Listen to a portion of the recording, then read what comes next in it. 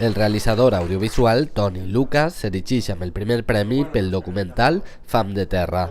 El moment s'ha produït durant l'acte de lliurament dels guardons de la segona edició del Concurs Medi, un certamen pioner al País Valencià que premia els treballs audiovisuals de temàtica ambiental.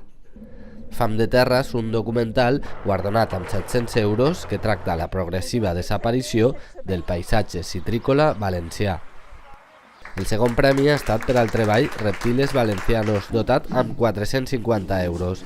Per segon any, el documentalista Javier Burgos s'endú el segon premi per un treball que retrata de prop els diferents rèptils que podem trobar al llarg de la nostra geografia.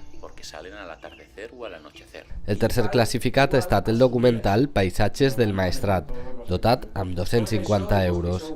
Juanmi Ponce i Xema Rabassa descobreixen esta comarca històrica en risc de despoblament des d'un punt de vista social, cultural i ambiental. En els parlaments, els membres del jurat han incidit sobre la funció social i divulgadora de l'audiovisual pel que fa a qüestions ambientals.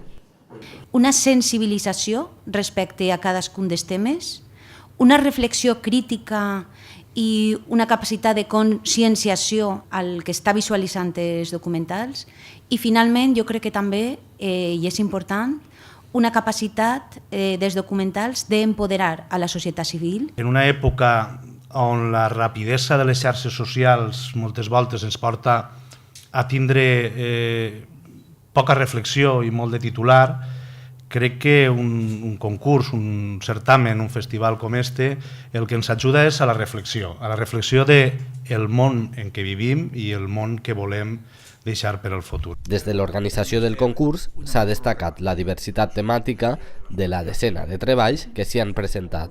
La mostra del paisatge, la flora i la fauna des d'un punt de vista ecològic i ambiental, la mirada social i antropològica i la denúncia. Fa més interessant el concurs perquè te mostra tot el potencial que té l'audiovisual ambiental a l'hora de retratar el nostre medi. Foto de família per celebrar esta festa de l'audiovisual valencià i els millors desitjos perquè el concurs Medi continuï la tasca en la tercera edició.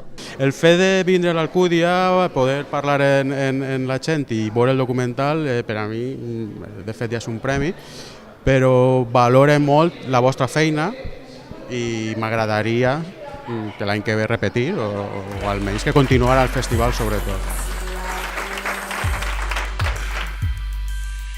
Els treballs presentats en les dues edicions del concurs es poden visionar al canal de YouTube de Medi.